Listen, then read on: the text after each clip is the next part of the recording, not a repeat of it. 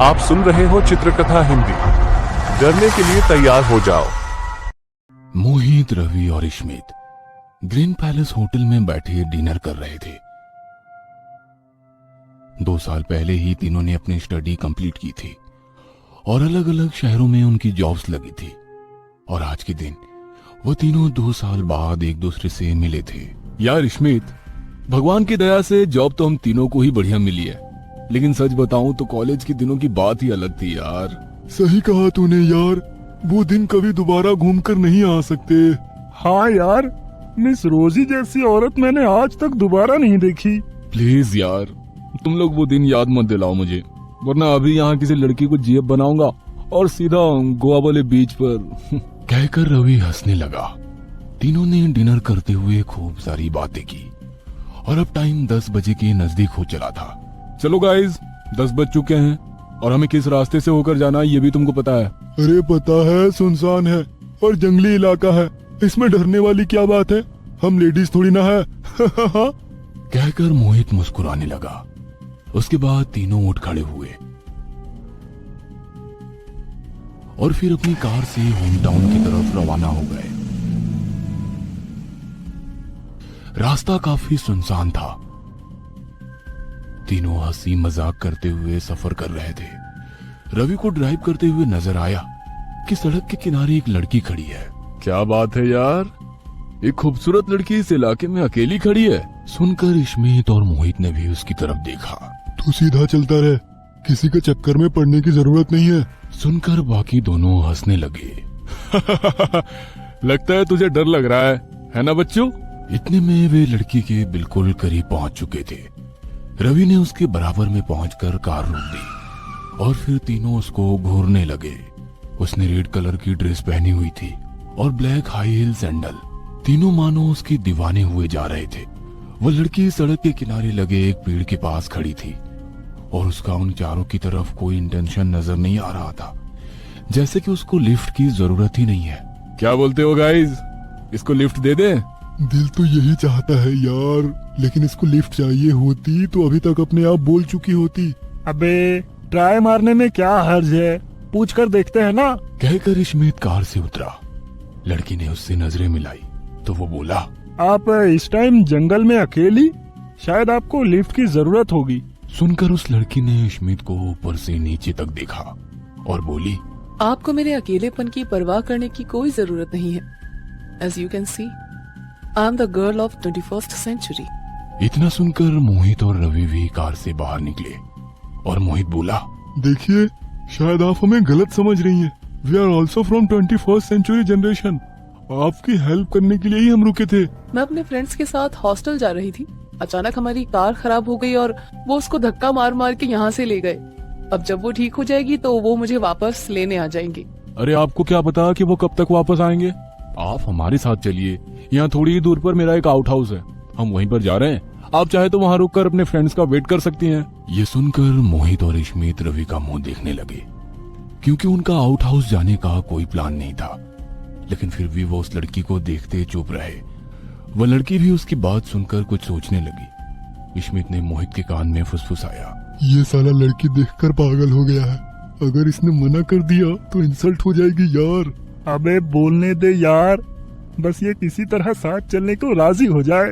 ठीक है, अगर आप इतना कह ही रहे हैं तो मुझे आपकी हेल्प ले लेनी चाहिए। जी आइए। कहकर रवि ने कार का दरवाजा खोला और वो उसमें पीछे वाली सीट पर बैठ गई। उसके बाद वो तीनों अपनी अपनी सीट पर बैठे और रवि ड्राइव करने लगा। रास्ते में उन तीनों ने उस लड़की से खूब बातें की। उसने अपना नाम निहारिका बताया और वो अपनी बातों से ही निडर मालूम हो रही थी। एक कार में 3 अनजान लड़कों के साथ अकेली होने के बावजूद उसके चेहरे पर नाम को भी डर नजर नहीं आ रहा था, बल्कि वो उससे खूब अच्छे से बात कर पा रही थी। 1 घंटे की ड्राइव करने के बाद रवि ने अपने पुराने आउट हाउस के सामने कार रोकी।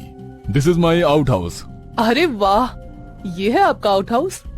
ये तो बहुत ही शानदार है। तो चलो, हमें भी यहाँ आए हुए सालों हो गए, पुरानी यादें ताजा कर लेते हैं। सुनकर रवि ने कार उस रास्ते पर ले ली और फिर साइड में पार्क करके सभी आउट हाउस के अंदर पहुंचे।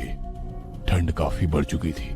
सामने चिमनी में पहले से ही लकड़ियां पड़ी हुई थी और उसके आसपास सोफा सेट लगा हुआ था। वाओ, आपका आउट हाउस तो बहुत ही अच्छा है। Thank you. तुम सब बैठो, मैं इस ठंड को कम करने का इंतजाम करता हूँ। कहकर रवि चिमनी की तरफ बढ़ गया और बाकी तीनों सोफे पर बैठ गए। इसमें ठीक निहारिका के बगल में बैठा था और मोहित सामने। निहारिका नजरें गड़ाकर सामने मोहित को देख रही थी। उसके चेहरे पर एक मुस्कुराहट झलक रही थी, जैसे कि वो उसको कोई इशारा दे रही हो। रवि अभी आग जलाने में लगा हुआ था।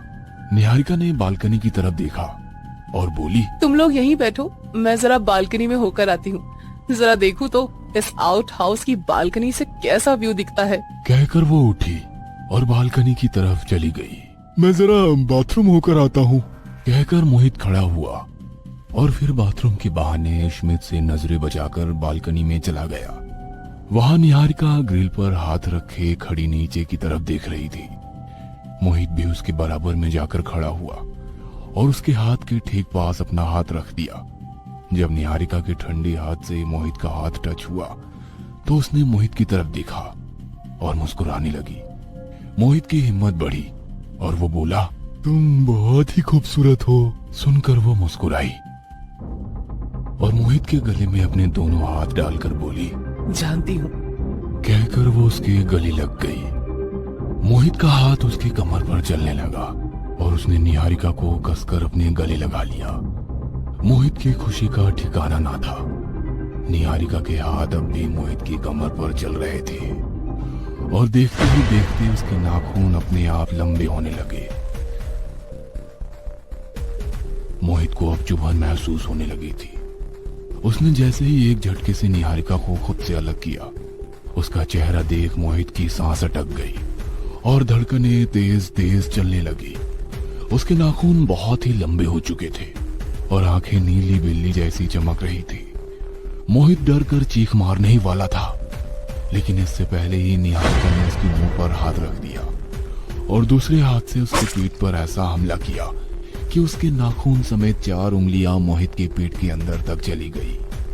उसके बाद मोहित कुछ ही सेकंड्स में मर गया और निहारिका ने उसको बालकनी से नीचे गार्डन में फेंक दिया। आग जलाने के बाद रवि ने देखा कि निहारिका और मोहित दोनों गायब है और स्मित अकेला बैठा हुआ है। ये दोनों कहाँ पर है? वो तो बालकनी में गई थी और मोहित बाथरूम कहकर गया है। क्या हुआ? किसकी ढूंढ मच रही है? सामने से निहारिका आते हुए बोली, किसी की नहीं, आओ बैठो। सुनकर वो मुस्कुराती हुई आई और आकर रवि की बराबर में बैठ गई।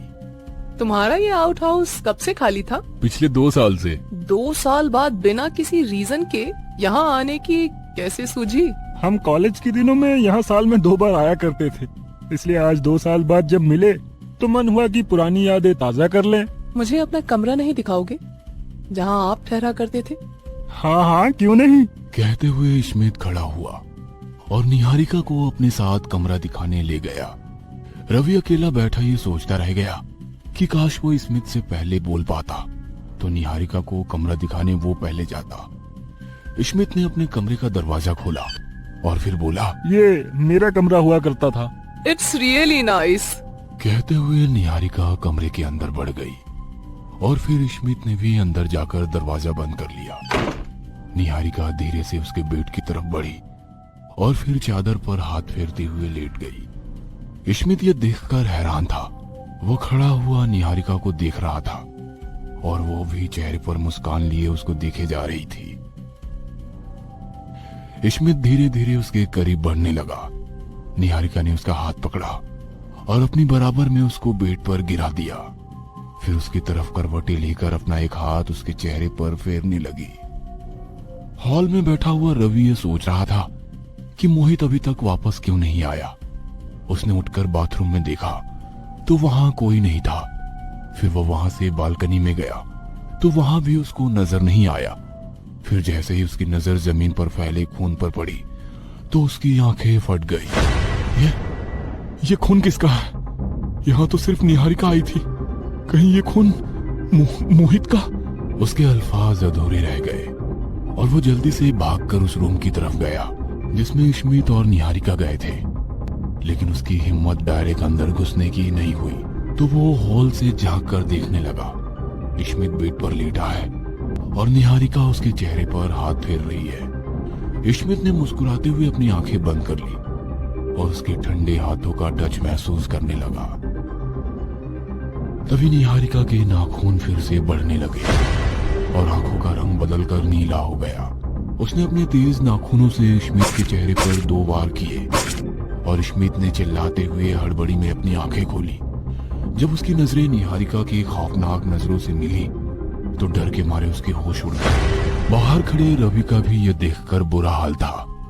स्मित ने निहारिका को धक्का देकर अपने पास से हटाया और फिर दरवाजे की तरफ भागा, लेकिन उसके दरवाजे पर पहुंचने से पहले ही निहारिका ने उसको पीछे से पकड़ा और उसकी गर्दन में अपने दोनों हाथों के तेजधार नाखून गाड़ दिए। स्मित की गर्दन से खून बहने लगा और वो जमीन पर गिरकर भयानक आवाज करते हुए तड़पने लगा। रवि की हिम्मत नहीं हुई कि वो आगे कुछ करे।